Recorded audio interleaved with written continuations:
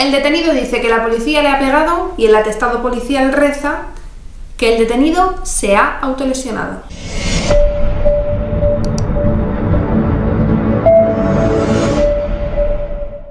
Hola a todos, me llamo Mónica Gil, soy abogada, bienvenidos un día más al Derecho Claro. En el vídeo de hoy vamos a ver de la mano de un caso real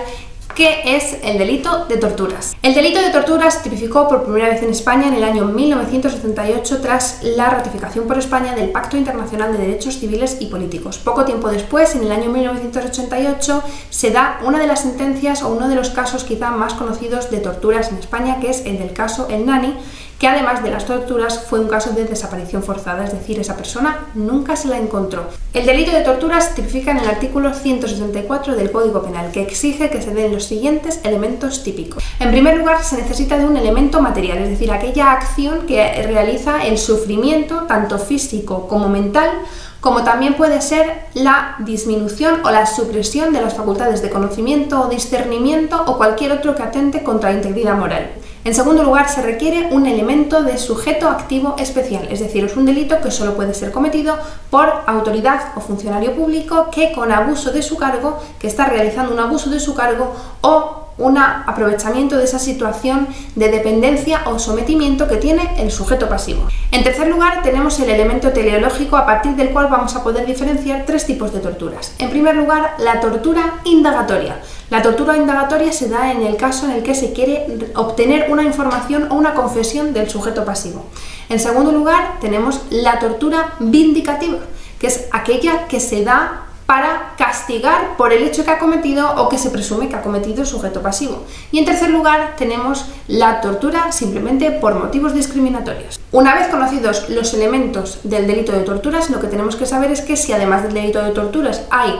otros delitos, como puede ser por ejemplo el delito de lesiones más o menos grave, lo que tenemos que saber es que se van a castigar aparte. Cada delito va a tener su castigo, que es lo que se denomina en derecho concurso real, y establece específicamente el artículo 177 del Código Penal que en estos casos se castigan separadamente. ¿Cómo es este delito en la práctica? Este delito en la práctica, las versiones suelen ser las siguientes. La policía dice que el detenido es autolesionado o que ha sido a raíz de un delito de atentado contra la autoridad en el cual las lesiones son fruto del ejercicio o de la intervención policial. Y sin embargo, esta persona es la que denuncia que no, que la policía, aparte de todo eso, pues le ha pegado. En este caso real, que os dejo abajo la sentencia, que ya ha sido confirmada por el Tribunal Superior de Justicia y que está a la espera de resolver el recurso interpuesto ante el Tribunal Supremo, se condena a un policía nacional de Alcalá de Henares por torturas a una persona detenida y también además por un delito leve de lesiones.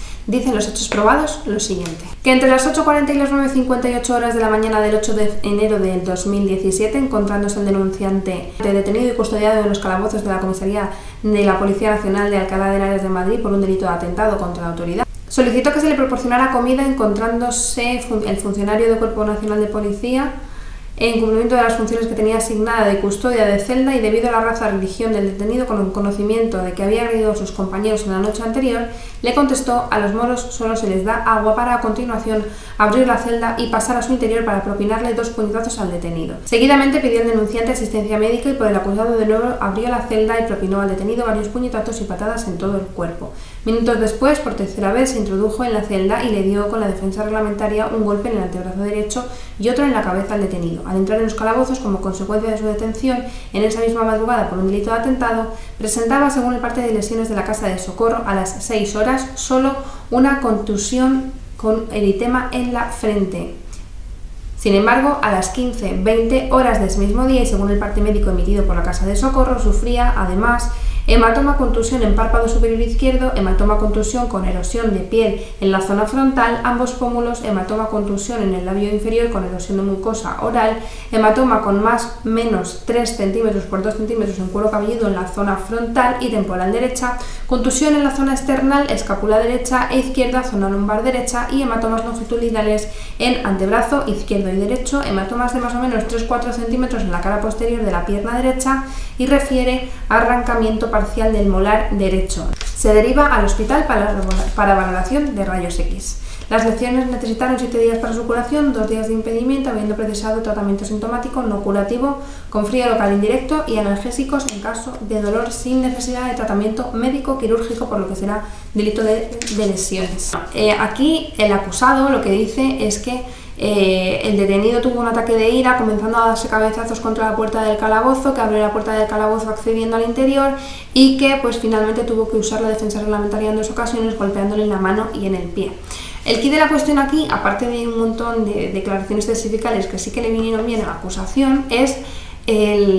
los partes de lesiones. Es decir, cuando un detenido ingresa en calabozos, si ha acudido una primera vez al médico y solo tiene un eritema en la frente y posteriormente tiene todo lo que se ha dicho en los hechos probados, así dice la sentencia de la Audiencia Provincial, que de la simple lectura de la cronología de los partes médicos permiten acreditar sin ningún género de dudas que el acusado ingresó en el calabozo con un eritema en la región frontal y salió con múltiples lesiones en la cara y en el resto del cuerpo, que precisamente coincide con el relato del denunciante y no con el relato del acusado, totalmente incompatibles con las lesiones producidas por autolesión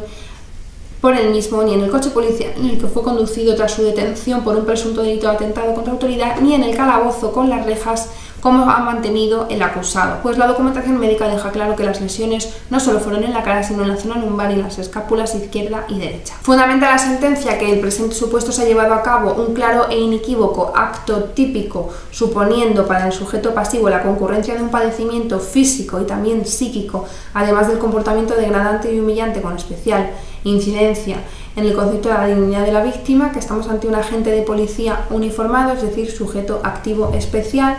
en dependencias oficiales frente a un detenido ingresado en calabozo. Encaja en el tipo del artículo 174, quien teniendo el deber de custodia sobre un concreto detenido accede a la celda o a las dependencias donde se encuentra y le golpea con ánimo de represalia, aun cuando se diere el supuesto de falta de respeto a la autoridad. También se ha llevado a cabo el ataque contra la integridad moral por la humillación o vejación sufrida por la víctima, tratada de forma instrumental y desprovista de su dignidad, diciéndole a los moros solo se les da agua, añadiendo además la nota del dolor físico por las agresiones sufridas. Los hechos son también constitutivos de un delito leve de lesiones del 147.2 del Código Penal, que además del atentado contra la integridad moral, produciéndose lesión o daño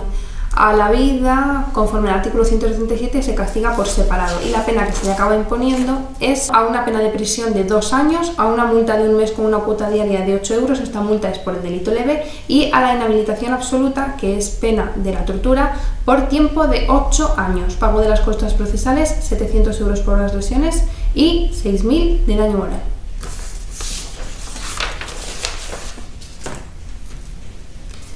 Y hasta aquí el delito de torturas. Muchas gracias por estar ahí y nos vemos en los estrados. Me piro, vampiro. Ahora dime que no se ha grabado bien y me muero.